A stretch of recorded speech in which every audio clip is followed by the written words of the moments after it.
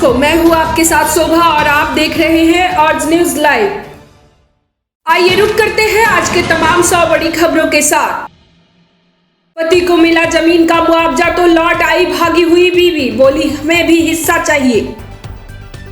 गृह मंत्री ने सीमा सुरक्षा पर उच्च स्तरीय बैठक की अध्यक्षता की। सुरक्षा एजेंसियों को अलर्ट पर रखा गया। संसद में महिला आरक्षण विधेयक पर विपक्ष ने सरकार से चर्चा के लिए समय मांगा।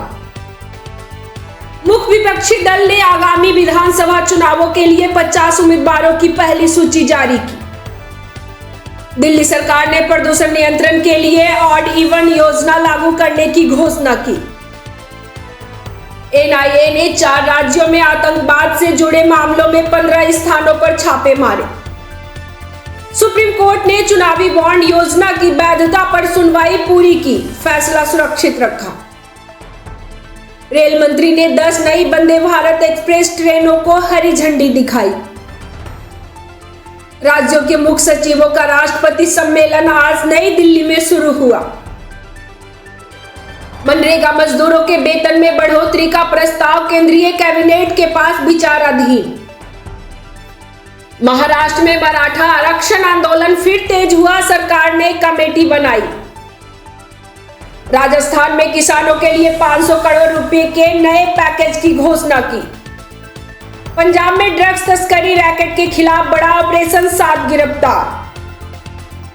राष्ट्रपति ने सैन्य अभ्यास में उत्कृष्ट प्रदर्शन के लिए जवानों को सम्मानित किया। भारत और फ्रांस ने रक्षा सहयोग को मजबूत करने के लिए नई साझेदारी पर हस्ताक्षर किए। पूर्वोत्तर के राज्यों में बुनियादी ढांचे के विकास के लिए केंद्र ने 12,000 करोड़ रुपए मंजूर किए। UIDAI ने आधार सेवाओं में सुधार के लिए नया तकनीकी फ्रेमवर्क पेश किया। केंद्रीय मंत्री ने 5G टेक्नोलॉजी के विस्तार पर प्रगति रिपोर्ट जारी की। उत्तर प्रदेश में निवेश आकर्षित करने के लिए नए औद्योगिक नीति को मंजूरी दी। विपक्षी नेताओं ने महंगाई और बेरोजगारी के मुद्दों पर एकजुट होकर विरोध प्रदर्शन किया। निर्वाचन आयोग ने 3 राज्यों में चुनाव आचार संहिता के उल्लंघन पर रिपोर्ट मांगी। सरकारी स्कूलों में शिक्षा की गुणवत्ता सुधारने के लिए मिशन उत्कर्ष लॉन्च। जल शक्ति मंत्रालय ने 100 जिलों में जल संरक्षण योजना का विस्तार किया। केंद्र ने सभी राज्यों को सरकारी योजनाओं में पारदर्शिता बढ़ाने के निर्देश दिए। रक्षा अधिग्रहण परिषद ने भारतीय सेना के लिए $20 अरब के प्रस्तावों को मंजूरी दी।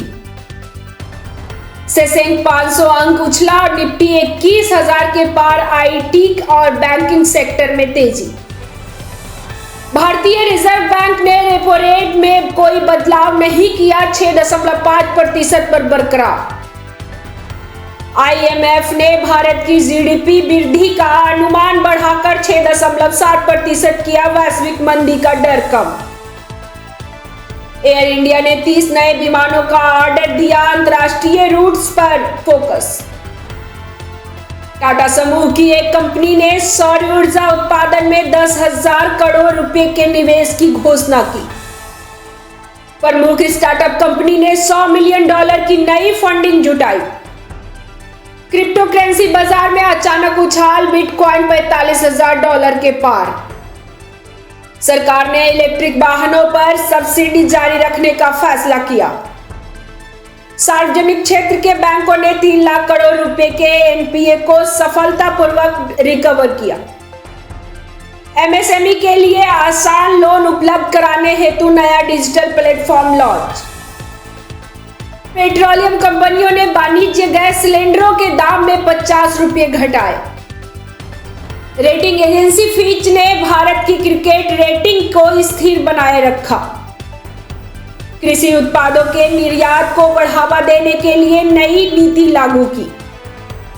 50 से अधिक भारतीय कंपनियों ने IPO के लिए ACBI के पास ड्राफ्ट पेपर जमा किया।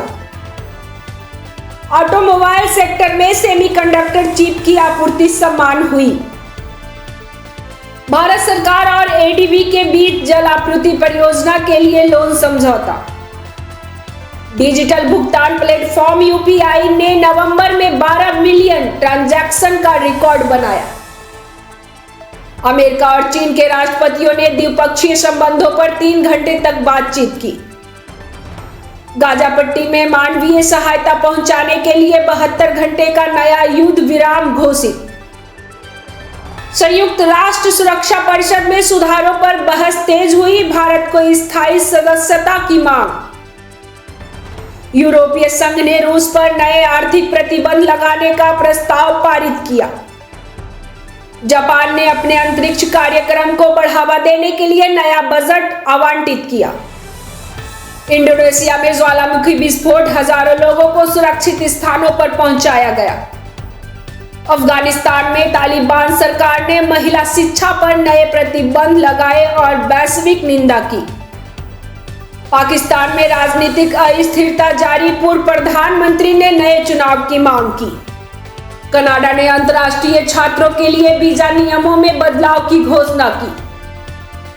COP28 शिखर सम्मेलन में विकसित देशों ने ग्रीन फंड के लिए $10 बिलियन देने का वादा किया।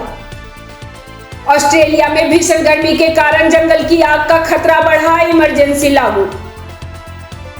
उत्तर कोरिया ने अपने पूर्वी तट से बैलिस्टिक मिसाइल का परीक्षण किया।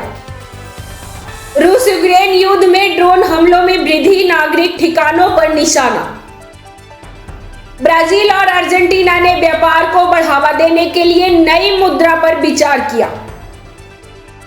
ईरान में हिजाब नियमों के उल्लंघन पर कड़े कानून लागू करने की तैयारी। दक्षिण कोरिया ने अपनी सैन्य ताकत बढ़ाने के लिए 5 नए युद्धपोत लॉन्च किए।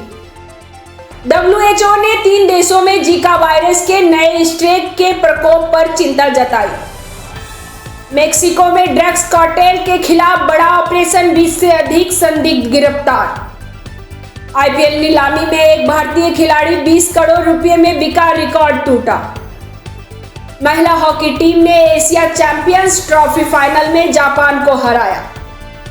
नीरज चोपड़ा ने डायमंड लीग फाइनल में रजत पदक जीता, शानदार प्रदर्शन जारी।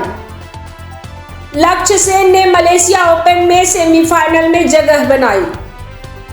इसरो ने चंद्रमा पर पानी की खोज के लिए नए रोवर मिशन की योजना बनाई। IIT शोधकर्ताओं ने कैंसर के इलाज के लिए नैनो रोबोटिक्स तकनीकी विकसित की।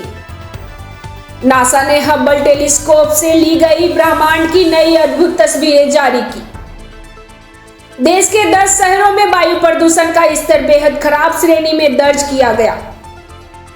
दिल्ली मुंबई में ठंड बढ़ी, न्यूनतम तापमान 10 डिग्री सेल्सियस के करीब पहुंचा। केंद्र सरकार ने सरकारी वेबसाइटों को सुरक्षित करने के लिए नया प्रोटोकॉल जारी किया। पर्यटन को बढ़ावा देने के लिए 5 नए इको टूरिज्म सर्किट की शुरुआत। बॉलीवुड फिल्म मिशन मंगल ने अंतर्राष्ट्रीय पुरस्कार जीता, भारतीय सिनेमा को सम्मान। प्रसिद्ध कथक नृत्यांगना 95 वर्ष की आयु में निधन, कला जगत में शोक की लहर। 10 प्रमुख शहरों में ट्रैफिक जाम को कम करने के लिए AI आधारित सिग्नल सिस्टम लागू। 20 स्कूलों में बच्चों को कोडिंग और रोबोटिक्स सिखाने के लिए पायलट प्रोजेक्ट शुरू। उपभोक्ता मामलों में मंत्रालय ने ऑनलाइन सामानों की नकली समीक्षा पर लगाम लगाने के लिए नियम बनाए। CBSE बोर्ड ने 10वीं और 12वीं की परीक्षाओं की डेट शीट जारी की। रेलवे ने अगले 2 हफ्तों के लिए 50 से अधिक लंबी दूरी की ट्रेनों को रद्द किया। 5 राज्यों में अवैध खनन के खिलाफ पुलिस की बड़ी कार्रवाई, 30 डंपर जब्त। सोशल मीडिया प्लेटफॉर्म पर फेक न्यूज के प्रसार को रोकने के लिए नया सरकारी दिशा निर्देश। किसानों ने दालों के न्यूनतम समर्थन मूल्य में बढ़ोतरी का स्वागत किया। 10 राज्यों में डेंगू और चिकनगुनिया के मामलों में गिरावट दर्ज, स्वास्थ्य विभाग को राहत। भारतीय सेना ने जम्मू कश्मीर में घुसपैठ की कोशिश को नाकाम किया, 2 आतंकी ढेर। एक प्रमुख ऑटोमोबाइल कंपनी ने भारत में अपनी 50 लाखवीं कार का उत्पादन किया। देश भर के सिनेमा घरों में आज से राष्ट्रीय गान अनिवार्य नहीं, लेकिन स्वागत योग्य है। भारतीय खाद्य सुरक्षा प्राधिकरण ने 20 से अधिक खाद्य उत्पादों के मानकों में बदलाव किया। सड़क दुर्घटनाओं को कम करने के लिए ब्लैक स्पॉट पर विशेष कैमरे लगाए गए। एमसीडी उपचुनाव में दक्षिणी पूरी बाढ़ से आम आदमी पार्टी पहले राउंड में आगे। सीएम रेवंत रेड्डी आज प्रधानमंत्री मोदी से करेंगे मुलाकात, तेलंगाना राइजिंग समिट का देंगे न्योता। तमिलनाडु द्वितीयवाह तूफान का असर, चेन्नई समेत 6 जिलों में स्कूल कॉलेजों की छुट्टी घोषित। रूसी राष्ट्रपति व्लादिमीर पुतिन ने ट्रंप के दूतों संग यूक्रेन पीस प्लान पर 5 घंटे बैठक की। एनसीबी ने म्यांमार, मणिपुर, असम तक फैले अंतर्राष्ट्रीय ड्रग नेटवर्क का भंडाफोड़ किया। केरल में आज नेवी डे का आयोजन किया गया। राष्ट्रपति मुर्मू रही मुख्य अतिथि। आईएनएस विक्रांत पर खास नजर। जो देश अमेरिका में ड्रग्स भेजेगा उन पर हो सकता है हमला, राष्ट्रपति ट्रंप की चेतावनी। यूक्रेन युद्ध एक बड़ी गलती है, इसे खत्म करना आसान नहीं, बोले अमेरिकी राष्ट्रपति डोनाल्ड ट्रंप। दिल्ली के 12 एमसीडी वार्ड उपचुनाव के नतीजे आज जारी हुए। महाराष्ट्र नगर निकाय चुनाव के नतीजों का आज ऐलान हुआ। प्रधानमंत्री ने विकसित भारत संकल्प यात्रा के तहत नए प्रोजेक्ट का उद्घाटन किया। बागपत में लहंगे के चक्कर में बवाल, ग्राहक बुलाने को लेकर भिड़े दुकानदार, मारपीट में चली गई एक शख्स की जान। एमसीडी उपचुनाव वार्ड नंबर 198 से बीजेपी की सरला चौधरी दूसरे राउंड में 1245 वोट से आगे। ऐसे ही तमाम बड़ी खबरों के लिए हमारे चैनल को लाइक, शेयर और सब्सक्राइब करें और बेल आइकन दबाना ना भूलें।